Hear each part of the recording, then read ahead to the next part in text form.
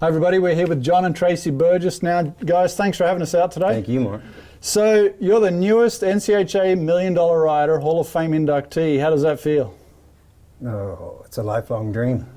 It's something when you first start training horses, you have basically two goals. One is to be a $1 Million Rider, and the other is to win the fraternity. I came close on the fraternity once, and I got this one, so I'm tickled. The $1 Million one, it's always there, and it's like a chipping away at something. The futurity is more of a short-term, like, hey, obviously everybody wants to do it, but you have X amount of time to actually work towards that goal with each horse. Yes. So this has been basically a lifelong process, or a career-long process. It's taken me a lifetime, almost. So let's go back a little bit then. Where were you born? Where'd you grow up? I was born in San Antonio, Texas. I was adopted when I was a year old, and then I grew up most of my life in Graham, Texas. Graham. Mm-hmm. So was there a farming, ranching background? My dad had cutting horses and quarter horse racing horses, and so we spent some time in Ruidoso and a lot of time in Graham. So that's where I got into it. My dad was, I believe he was the fraternity Don Pro reserve champion in like '71. Really? Yeah. So you were around cutting horses basically all my life. Yeah. Yep. Riding as a kid? Yes. Yeah. Mm-hmm. Yeah. My mom tells a story on me. She'd put me on a horse, and I wouldn't come to him or anything until like dark, and I was so hungry. She'd bring a plate of food out to me and say, "Here's dinner," and then I'd go to him. So yeah, I've done it my whole life. So I mean, you just hit the $1 million mark in Waco, Texas. You're actually a couple thousand over. Yep. Went there. That's obviously a big, memorable part of your career. What about your first check? Do you remember winning your first check? First check. Was that what you show in the youth? Yeah, I don't even think we didn't get money back then. Just points. Just points. Yeah. First points would probably been on a horse called a Rusty Nugget. Yeah, there's Let's Google that one. Let's Google that one. Yeah, big old buckskin gilded, couldn't stay off his head. I mean, like up the pin. Yeah. That's probably the first check. Yeah. Right. Yep. Yeah. So at what stage then did you get to feeling like, okay, this is maybe something I want to do with my life? So my parents divorced, and I went and lived with my mom for like 5 years. I came back to my dad when I was like 9. They divorced when I was 5, and so pretty much from then on, it's something that I wanted to do. I used it through most of my eligibility there, and that's where my dad pushed me to say, well, you're not that good in school, and I'm not, I promise you. They let me graduate, but I'm not sure how. You were more of a School of Hard Knocks kind of guy. Well, yeah. I played ball good, and they just kept letting me go. Yeah. So, yeah, at an early age, me and my dad kind of came up with a plan for me. He says, you don't have a whole lot of chances to go in an office and make money that way, and you're pretty talented at this if you'll learn how to quit running them off. And that was a big problem. Uh-huh. They could not go fast enough for me. So anyway, that was kind of our plan. Dad sent me to Larry Reeder. I grew up around Junior Gray and my dad, and sent me to Larry when I was about 16 to go work for him for a little while, and just tried to give me the best shot he could. Do you remember when you actually became, where you thought, okay, now I'm making that step, I'm going to be a trainer? Like, did you get that first outside horse, or was it just like a gradual process, or how old were you? Nothing like that. No? Nothing like that. My dad went to Arizona. He was divorced a couple of times and pretty much went broke. He went to Arizona when I was 18 or 19, and I stayed in Graham. And I went to work for a guy there for like $300 a month. He fed me, housed me. We rode rope horses a lot, and I started roping. And did that till I was what? I met you when I was 21, and that was back before numbers came into the roping. And I met Traci, fell in love with her, had a little girl, and went, I got to learn how to provide for him. This roping gig at that time, it didn't like it is today. Responsibility just hit me square in the face. Yeah.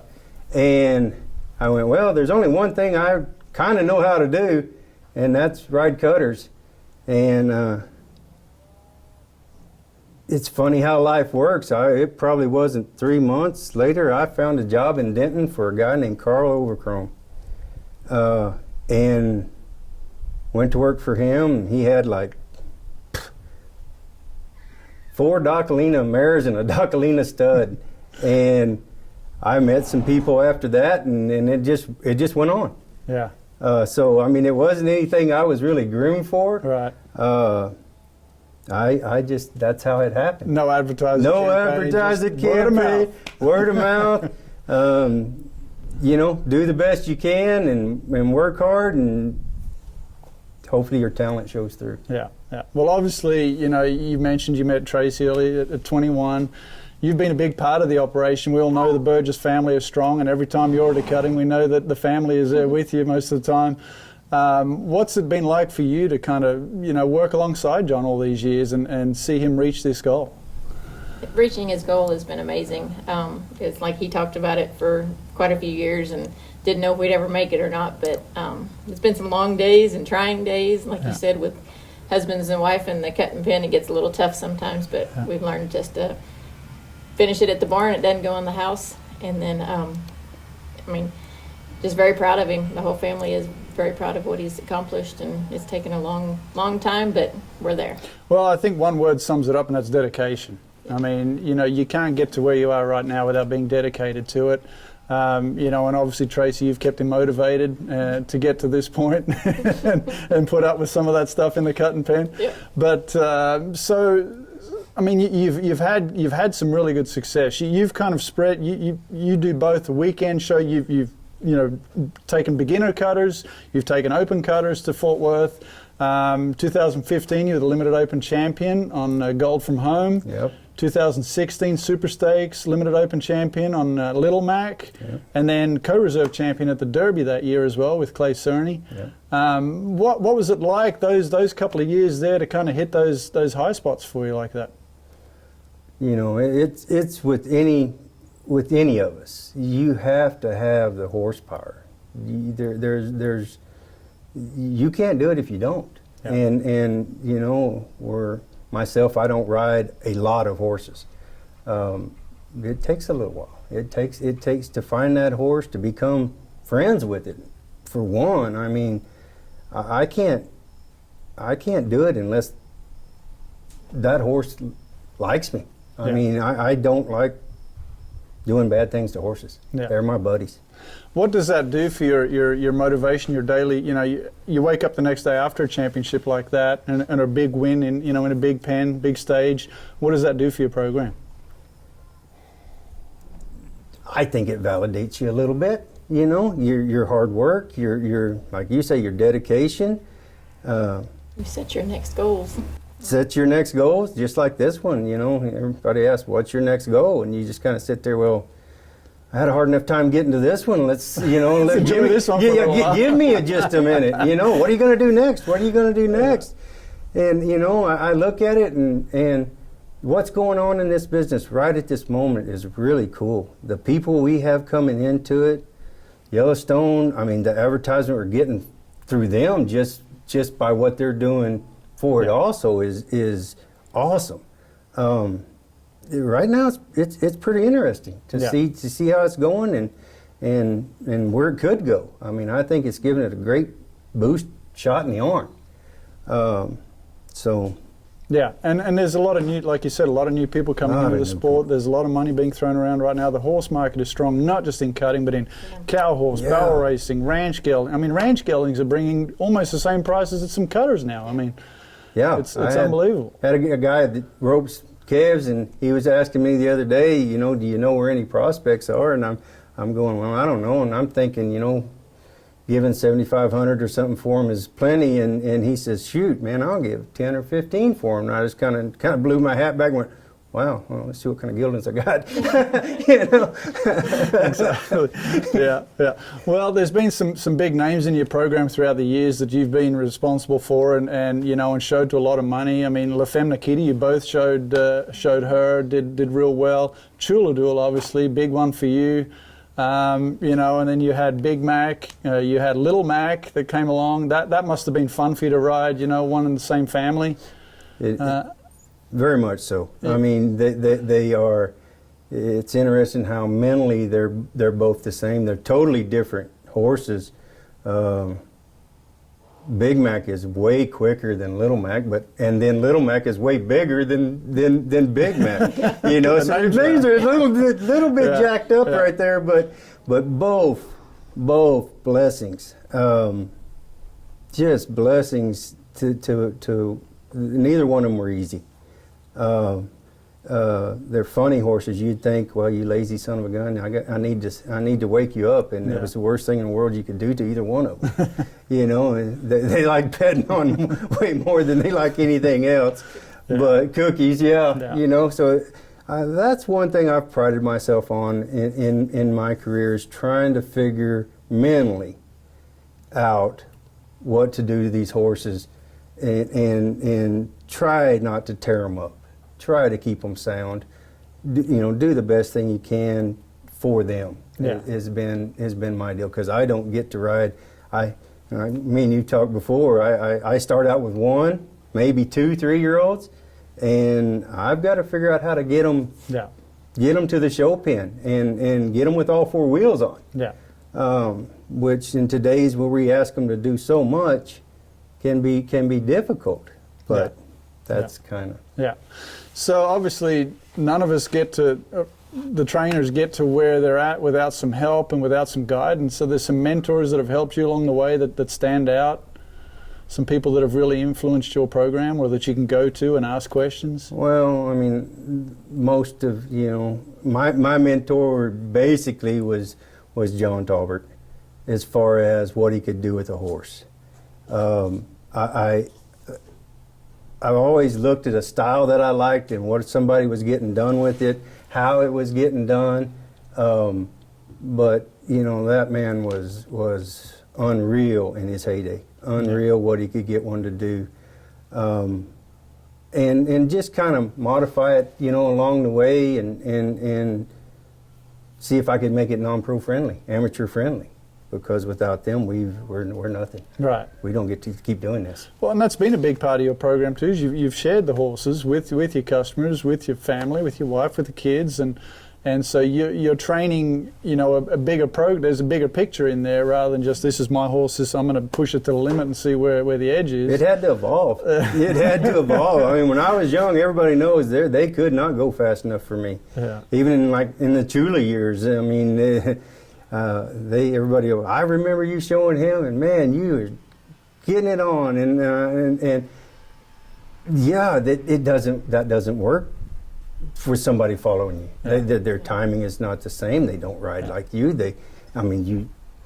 You'll kill them. Yeah. You'll end up picking them up more than you have them stay on. Yeah. But yeah. Yeah. What are some of your favorite things about training and showing cutting horses today?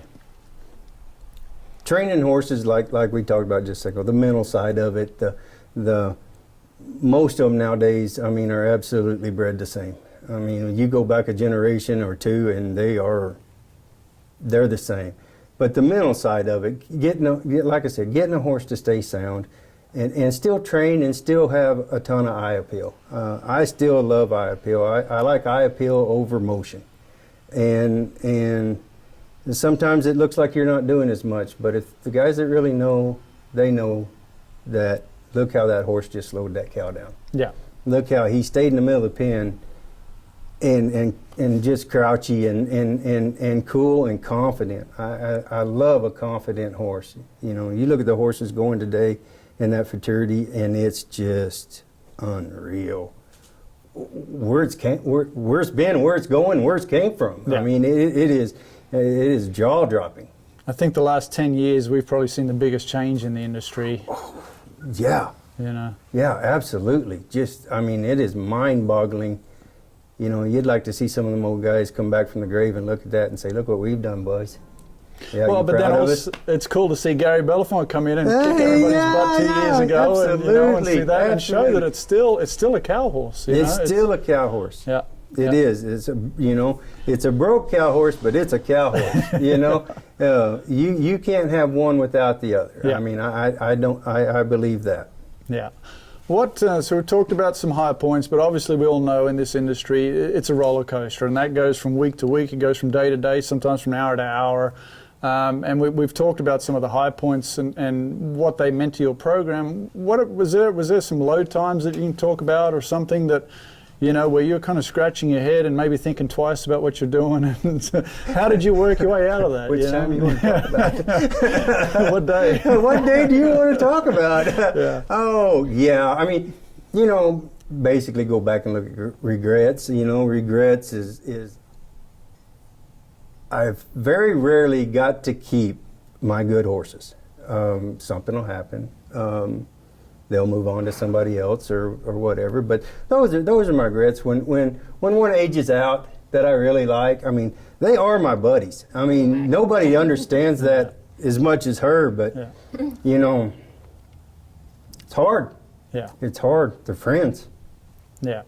And how do you overcome that when one does leave the barn? How do you get back up and go, let's move to the next one? That's where Traci comes in. That's where my psychologist kicks in over here. Oh, you know, without this woman here. Yeah.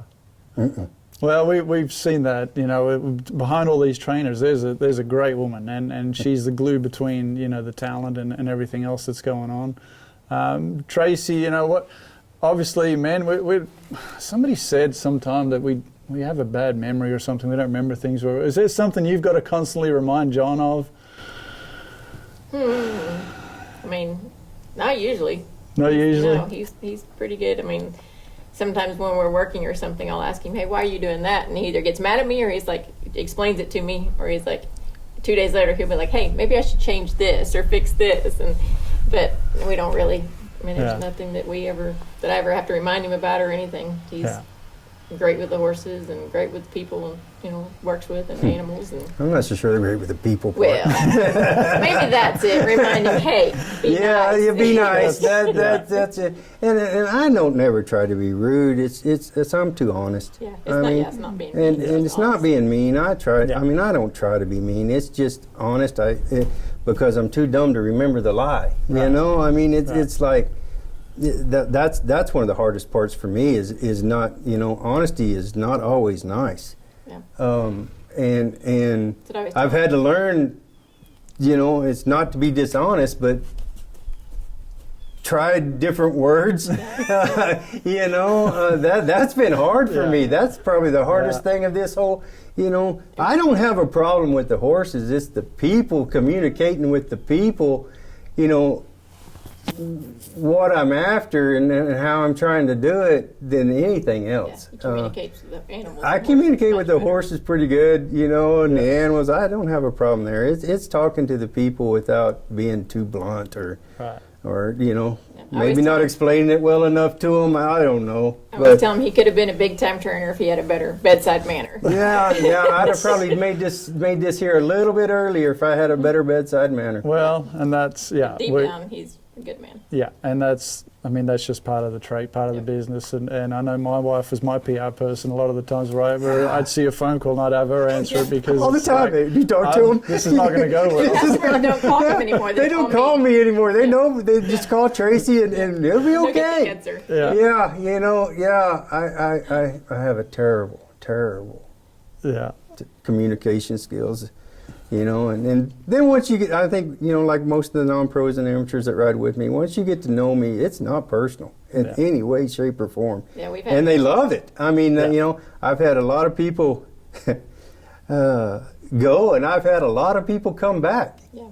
And I got one client, I think we're starting back on the 5th time now, you know, and they know who they are, and they'll giggle about that a little bit. Yeah. And another couple that's been with us for 23 years now. Yeah, another couple that's been with me for 23 years, and we have had some sorry horses. Yeah. Stuck with And it. it stuck with us, you know. Yeah. Just keep riding it, John. I mean, it's no good. Just keep riding it. Yes, ma'am. Okay. Yeah. And then finally have some success with them. And Right. they totally, you know, those are the ones that make me probably even more happy when I go down there, is the people that stuck with me. Yeah. And we finally get a good horse and go have some success with them. Yeah. And that tickles me to death. Yeah, yeah. What you know, and talking about some of this, what we've been talking about, what advice would you have for some of the younger guys that are looking to get into this or have just started training? You know, what are some things that you can tell them, you know, for the long term? Some advice, maybe. I've trained 2 guys out there that are doing real well right at this moment, and it's the same thing I told them: is you got to work hard, you got to be dedicated, you've got to love the horse, and you've got to be willing to take the time, dedication that it takes to do that. And both of these guys have, and they are doing well. Chris Hansen being one, and Jose Cruz being the other one. Both pretty good guys. Both pretty good guys, you know, and good horsemen. Yeah. And you know, wasn't easy for them. But the one thing that I'll say that I never did, that most of the guys in my era that we had to learn from, you know, in my era coming up through this deal, they didn't tell you a lot. I mean, you know, you didn't get the keys to the Ferrari. You got, well, try this and tell me how that worked. You know, and you'd try it, and it'd be okay, or it'd be horribly wrong. And you go, well, this happened, and they'll just kind of giggle at you. You know, well, you found out that didn't work, right? Yes, sir, I did. Okay, well, I don't know if I want to trust you no more, but okay. You know, and that's one thing I did I would say to a young guy: find a style that you like. Go visit with that person. Go invest some time with that person. And try to figure out what he's doing, or what she's doing. Look at Morgan Cromer. You can add girls to that Kathy Dawn. Oh, yeah. You know, go, Yeah. Cara Brewer, I mean, there's a whole bunch. yeah, show up at their doorstep, knock on the door. Yeah. Can I work with you today? They didn't invite you, but go do that. Yeah. They'll go, well, maybe he's worth it. And that's what you got to, you know, that's what I had to do is get those guys to think that I was worth, okay, I'll show him a little bit of something. Yeah. Because that was rare in my day. Yeah. There was no videos out there. There was nothing. So my suggestion to guys or girls starting out is find you a mentor. Find you somebody that you like the style of what they do, their horses do, how their horses react to them, and go invest the time. Yeah, yeah. No, I think that's an important point. Yeah, I think it's true. And like you said, back in, you know, when I was training, when you were training earlier, I mean, when you were with John Talbot, I was with Greg Welch shortly after that, and neither one of those men had very few words. You know, John, You know? you asked John, what were you doing? He said, I don't know, it just feels good to me. Yeah. Great, yeah. Give me Can a I little feel more. that? Can I get on? Yeah. Exactly. Sometimes they'd let you. Yeah. Sometimes they'd let you get on. Yeah. And, you know, but, you know, Gail Borland, I worked for him too, and I learned a lot from that man. He was helpful that way. And, I mean, there's guys even out of the cutting that are businessmen that you learn things from, and you know, empathy for the horse, and think about what you're doing. That's probably one of the other things, is think about what you're doing. Mm-hmm. You have video today to go watch what you're doing, but think about what you're doing and how that horse is reacting to it. Yeah, yeah. Well, I think that's a great note to end it on, and you know, I really thank you guys for having us out, and I really look forward to coming out here talking with you. I've been looking forward to it, and Traci told me you were getting close. Well, these things kill me. I'll tell you what, I won't do it again until the 2 million. Oh, that'd be good. I appreciate John, it. thank you so much. Thank Congratulations with Thank everything, you. Traci. Thank you. Thank you for everything. Congratulations, everything you've done taking care of this guy, getting him to the $1 million. And I hope you guys get to enjoy that Hall of Fame experience. We will. All right. We will.